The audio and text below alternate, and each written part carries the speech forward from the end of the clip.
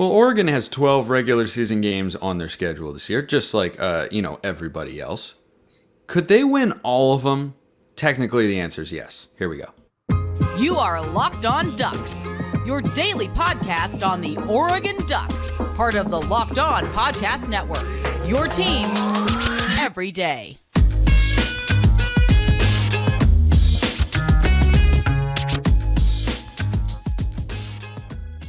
Yes, it is that time once again for Locked On Ducks. I'm your host, Spencer McLaughlin. Thank you so much for making this your first listen or your first view of the day. Part of the Locked On Podcast Network, your team every day and your number one source to stay up to date with the Ducks. If you have not already, like, comment, subscribe, rate, review wherever you listen to or watch this show. We've got a 5-star guest today, my man Rian Winter at Sports Chat 503 on Twitter and on YouTube, rocking the Trailblazers shirt, because we have to stick together in these tough times as Trailblazers fans because we suck.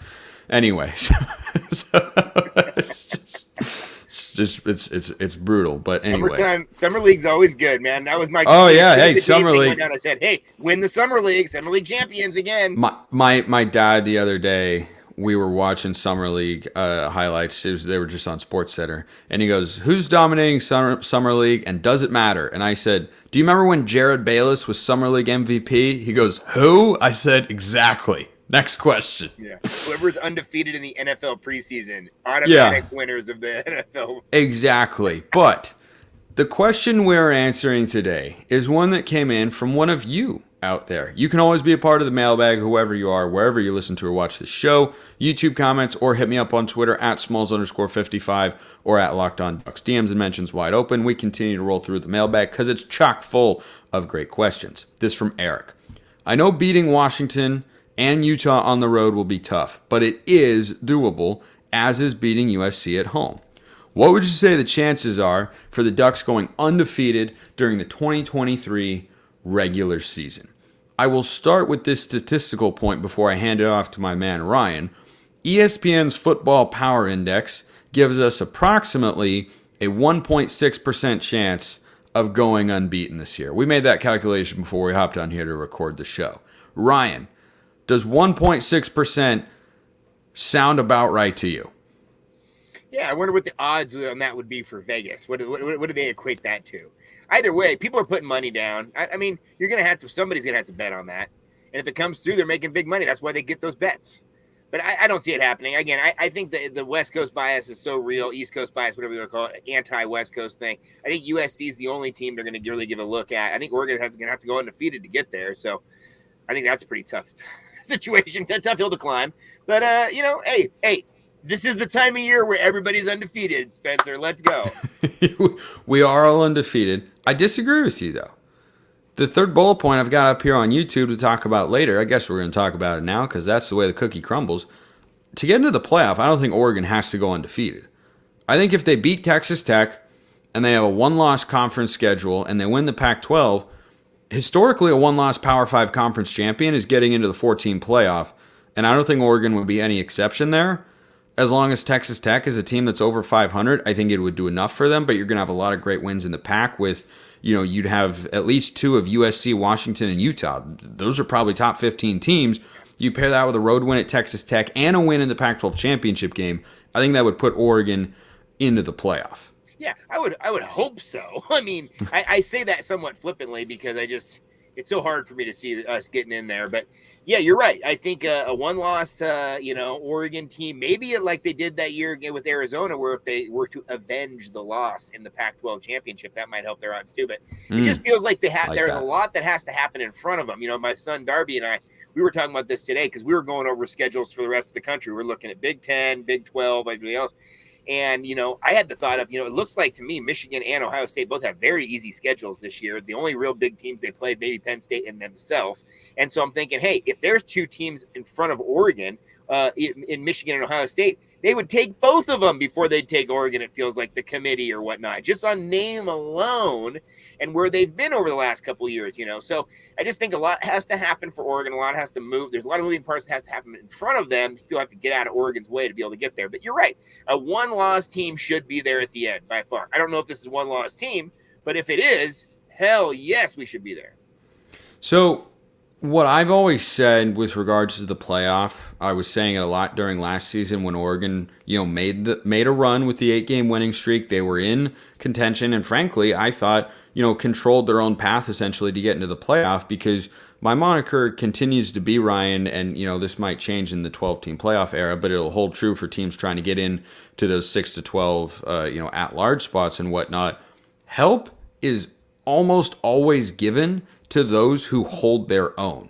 If you do your job, you are almost always going to get help in this crazy wild sport.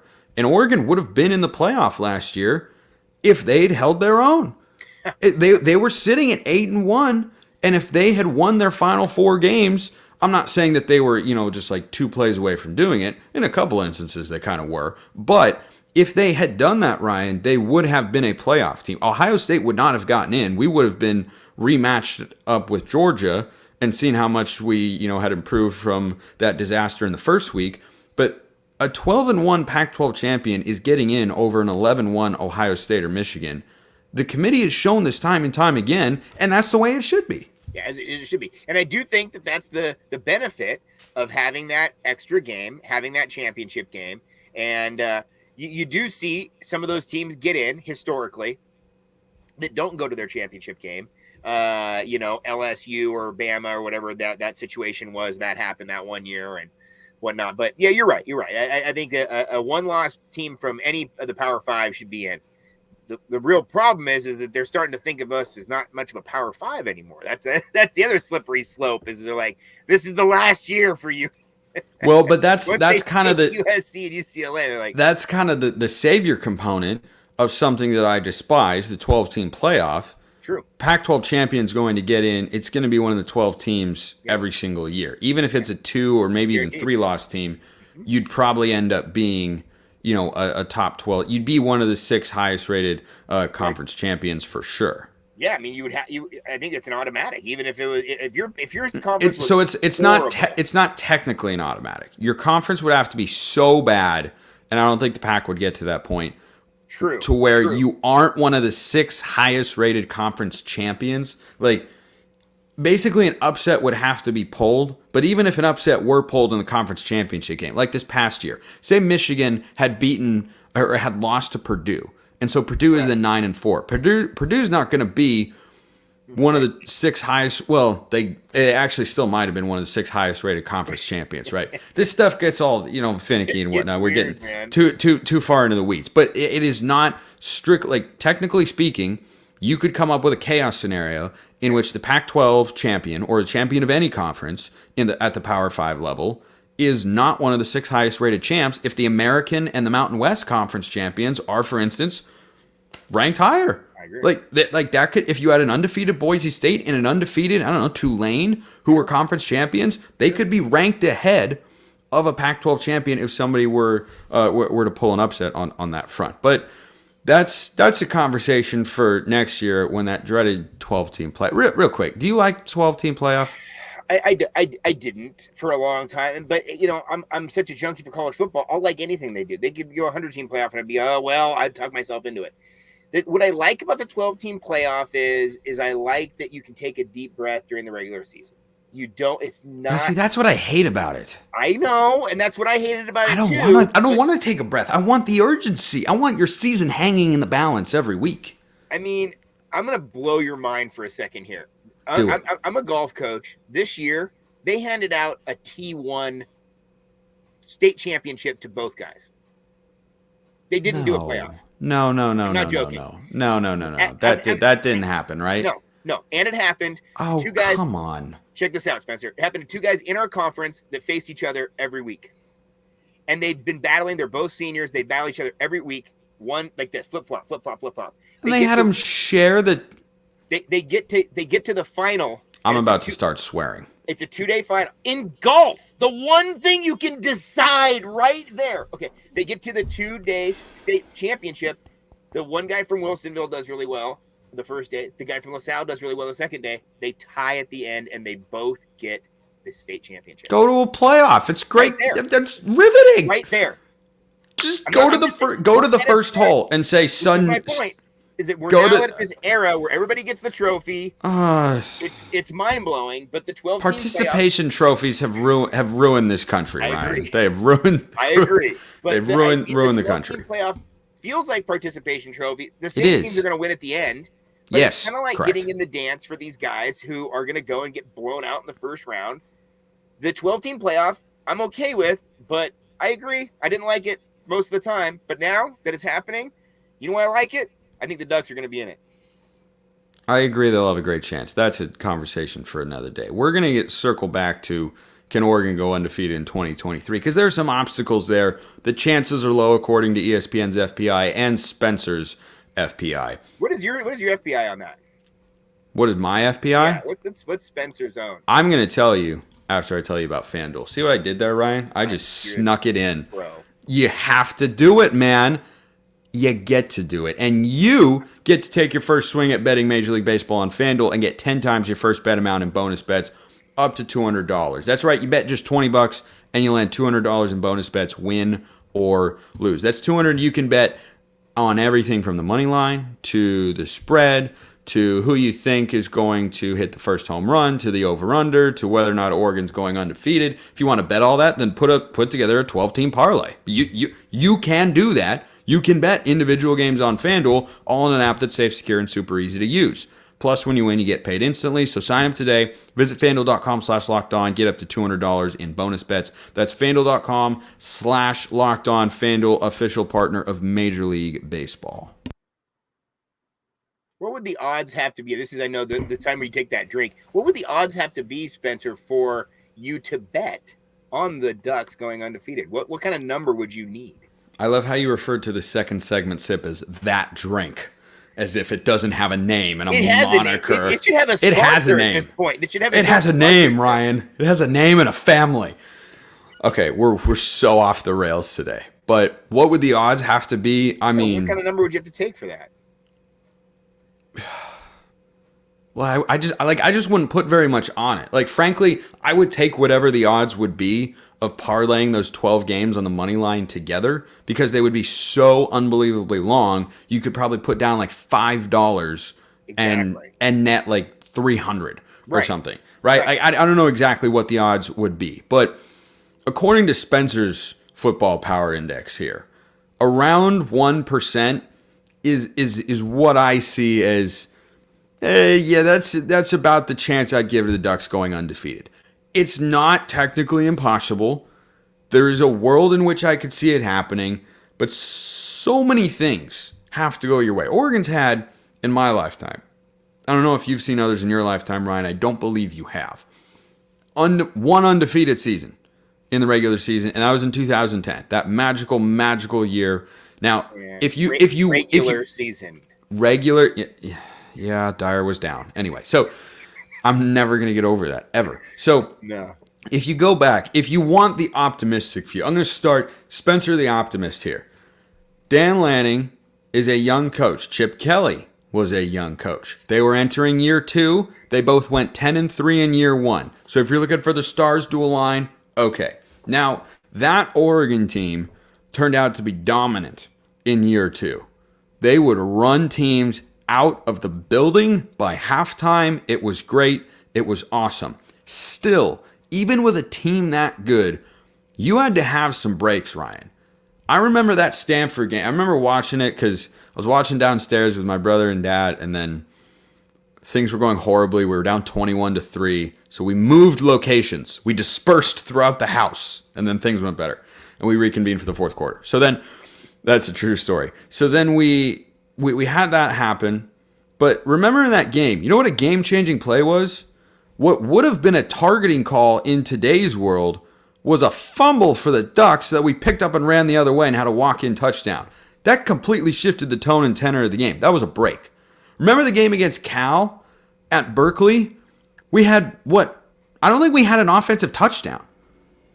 Yeah, that's an interesting. If I remember correctly, punt return for sure. It was a punt return and like 3 field. I don't remember the score of that game. I'm going to look it up. I'm going to look it up right now. But those sorts of things have to go your way.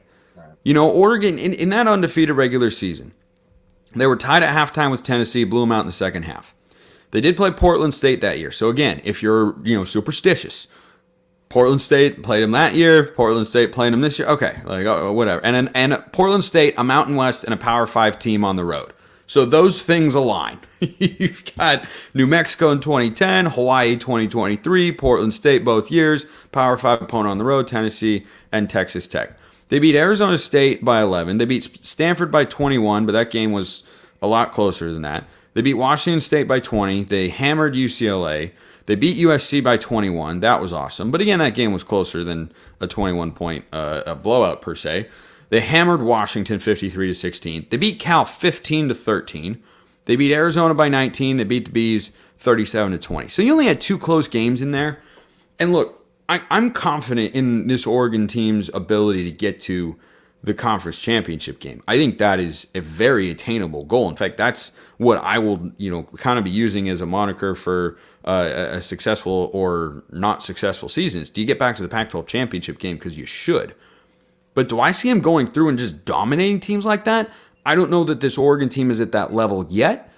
But more importantly, Ryan, I think the rest of the pack is just too good to run through, dominate 10. You have 9 conference games then.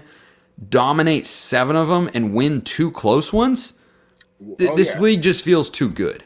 Yeah, well, the Huskies and the Trojans have told us for years the only reason why we won any of those games is because the rest of the conference was down. So the idea is that we didn't get to play the real teams. Yeah, we didn't play the real teams. Yeah, we had to play some alternate team. No, you're right. I think it's just, again, let's play positive negative. If you're positive about it, you don't have the gauntlet like you had last year where you have 4 in a row bangers, right? You get a break in between, quote unquote, right? So this year you've got the 2 games right away before you get by. Then you get the Washington game. That's the biggest game of the year. Which 4 from last year you're referring to at the end of it? The end of the one, that bang, bang, bang. You had to that was 3 in a row. But yeah, Washington, Utah, Oregon State. They are definitely more broken up this year, and that is you don't have 2 like majorly tough or we could be underdog games back to back, right?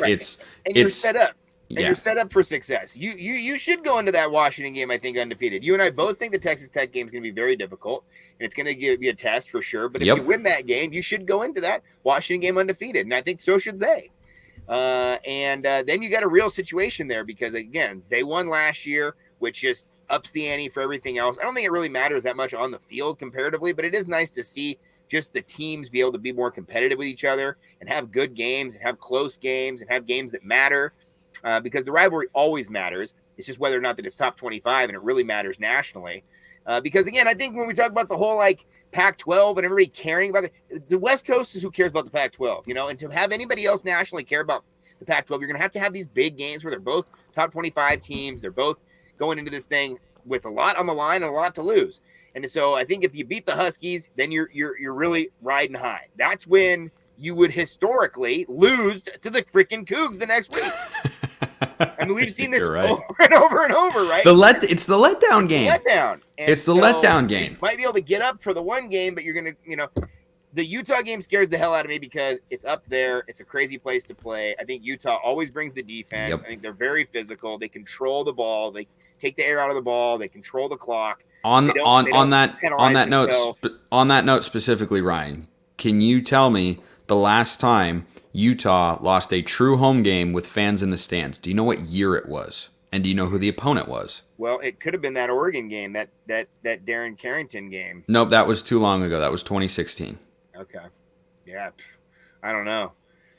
It could was it we didn't play there before COVID? We didn't get that one? Nope. Yeah, I don't know. 2018 they lost to Washington. Yeah, that's the last time an opponent went into Rice-Eccles and won. Now, those streaks don't last forever. True. So I'm not sitting here and saying it's impossible, but when, the question that started this entire conversation was, can they go undefeated? I'd put it around 1%. You don't have an impossible schedule, but boy, at Utah, I would rather go at USC than at Utah. If you flipped the location of those 2 games, I'd say there's a greater chance Yeah, I'd go from 1% to for sure. 1.8% or Sure. something like that. The Utah game scares me. I'm going to that game. I'm excited for that game. I want to see it up close and personal. But the USC game, is also one that kind of scares me because USC is going to bring an offense, and Oregon has shown that their defense has not really been up to snuff. They might get exposed in that game. If they stop them and do a pretty good job, I think Oregon's offense has enough with USC's defense, from what we've seen so far, that I think Oregon can win that game. If Oregon okay, you got those 4 games. If Oregon wins 3 of those games, dude, now we're talking, man. And I just don't know which game they're going to lose. I just hope to God it's not the Beavs or the Huskies. Yeah, you can't lose to both rivals. Like I would back to back. I would happily, because I don't expect them to go undefeated. This is honestly how I feel, Ryan. I would trade a 20-point loss to the Utes for a win over both the Huskies and the Bees. Absolutely. I would I'm talking in a heartbeat. A 2021-esque game in Utah where we just forget to get off the bus. It didn't work for you that day. Exactly. Nothing goes right. Utah rolls you. They're the better team. They embarrass you. Everything. I would concede one of those if it meant we got to beat both the Beavs and the Huskies, because losing to both them in the same season in the fashion in which we did, it still stings. It just absolutely. It absolutely stings. But the 5 game. So first of all, to go undefeated, obviously you have to avoid losing to teams that are that you're going to be big favorites against, right? Washington State, Stanford, Colorado, Hawaii, Portland State, Cal, Arizona State. Should be fine in those games. I think the most likely game to trip you up would probably be Washington State. But those games, Oregon's going to be a heavy favorite, and I don't expect them to have a problem. That's 7 of your games, right? Let me make sure I got that. 1, 2, 3, 4, 5, 6, and 7. So that leaves the other 5. And going 5-0 in games where 3 of them are played on the road, that's just, they're going to be single-digit spreads, we already know. Oregon opened as a 7.5-point favorite against the Beavs. That's the biggest line of any of these games. 2.5-point underdog right now at Washington, which is, Washington's a favorite, but a small one. Yeah. USC, Utah, those are like 1-point spreads, basically a pick 'em. And we're a 3.5-point favorite at Texas Tech, which means Vegas thinks... Something. I completely agree. It's easy to get caught up in Pac-12 play, but that Texas Tech game, that line, 3.5 points, tells you Vegas thinks we are better, but because we are on the road, we could be in trouble. Yeah. And where do you think Texas Tech ends up in the end of the year, Big 12? I think they're top half of that conference. I agree. They were an 8-win team last year. Right. They've got their quarterback back, returning. Issues. They had a bunch of injuries last year, too. Right? Yeah, they did. When Tyler Shuck was there, I think he was like 4-0. Yeah, 5-0 when he was healthy and starting. They have. It gets rocking.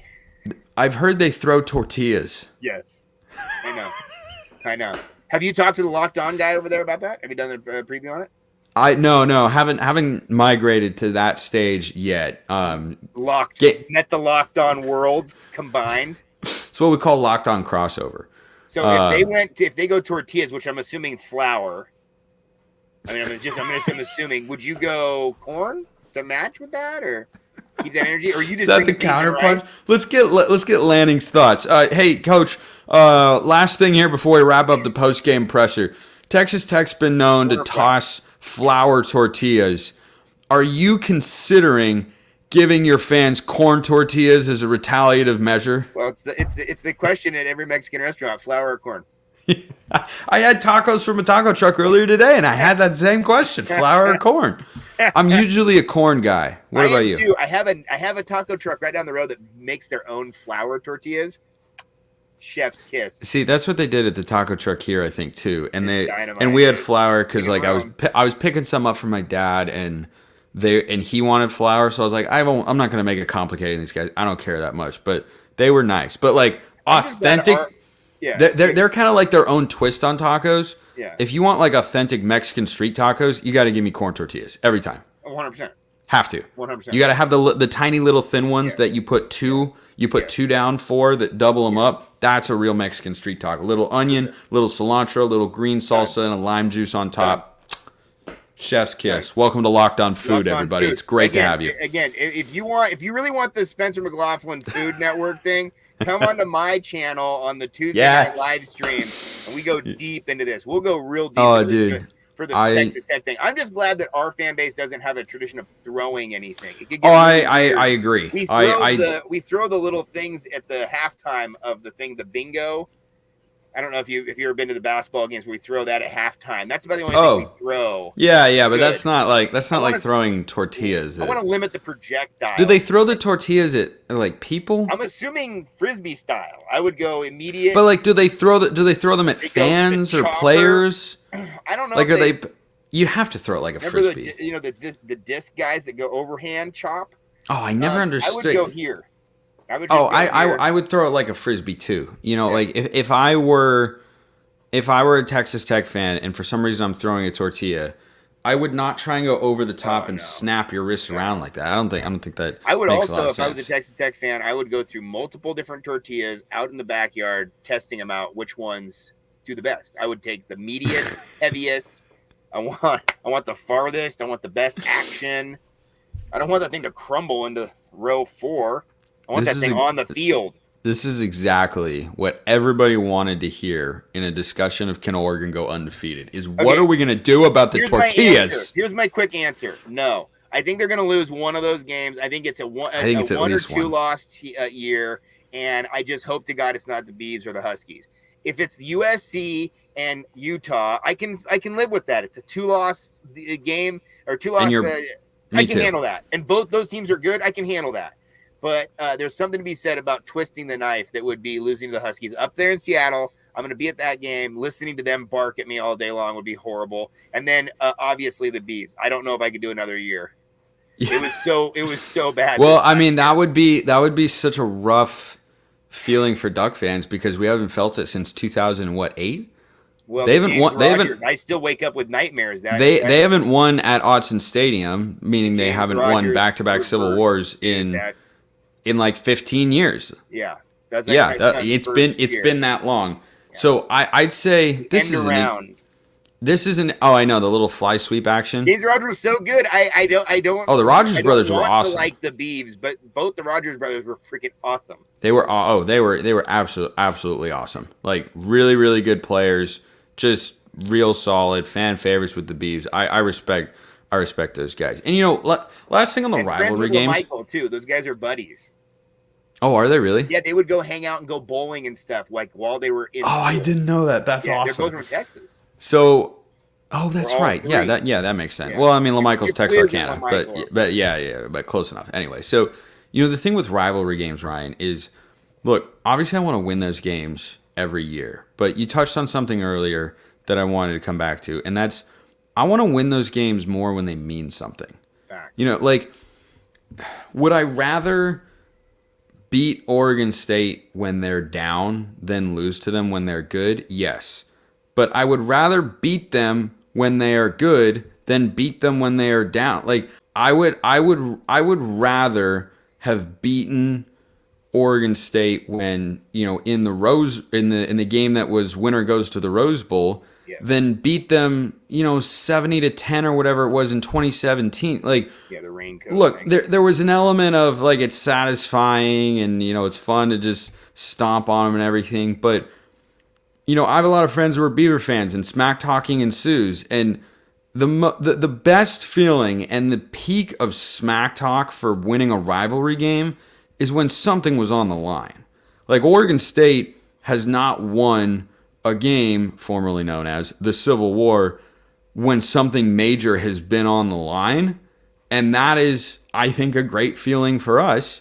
They have won games that the game matters every year. Don't get me wrong. But I'm talking like national implications, right? They played spoiler for us a year ago. But in 2008, 2009, Oregon State was playing for the right to go to the Rose Bowl, and Oregon beat them both times. Now, Oregon was playing spoiler in 2008, and then we were playing for the right to go in 2009. But like, that is my favorite game formerly known as the Civil War of all time because of what it meant. Like, you want to have stakes. You want to have something to hold over them. That 2008 game could be my favorite game of all time. That 2008 game was Jeremiah great. fumbled the thing on his way down. Oh, yeah. Tumbling. I mean, it had everything. That had and when the Ducks beat the hell out of them, and that was the game. I think it was like 63-38 or something. And the Beavs were going to the Rose Bowl, like you said. If they beat the Ducks that game, they're going to Rose Bowl. Yep. And I mean, it was in Corvallis too. It was just right. But again, and that one I think is akin to what we had this past season, which is if we beat the Beavs, we're going to the Pac-12 Championship game, maybe going to the Rose Bowl, maybe not, depending on if we had beaten USC.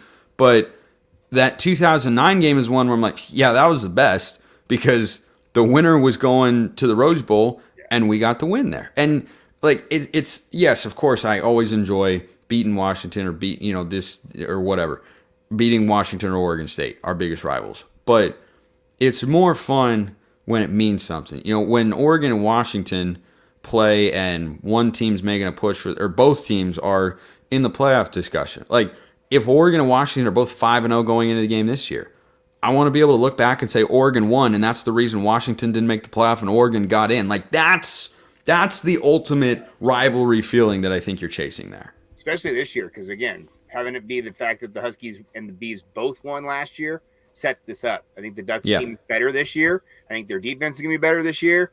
I think everything's on the line. I just think you have to be able to get through those games, and we'll see how it goes. I definitely think that you're onto something with the idea that Utah is going to be probably the hardest game of that. Yeah, of that I think Utah is the tough.